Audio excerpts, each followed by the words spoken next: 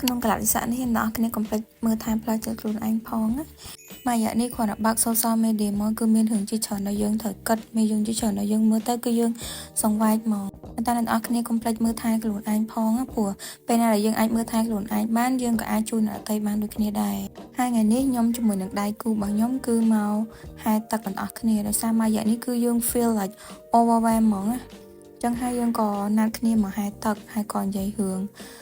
ពេលនេះពេលនោះជាមួយគ្នាចឹងទៅចម្លែកឲ្យអ្នកនរគ្នាខ្ញុំមកហែទឹកទេប៉ុន្តែខ្ញុំនិយាយពីរឿងក្នុងចិត្តដោយសារខ្ញុំចង់ឲ្យអ្នកនរគ្នាអាចមក relax ខ្លួនឯងមកហែទឹកមកហាត់ប្រាណមកដើរមកអីចឹងណាដើម្បីrelease stress របស់យើងនឹងព្រោះជីវិតរបស់យើងគឺមានរឿងច្រើនដែលយើងត្រូវគិតត្រូវខ្វល់ត្រូវដោះស្រាយអញ្ចឹងណា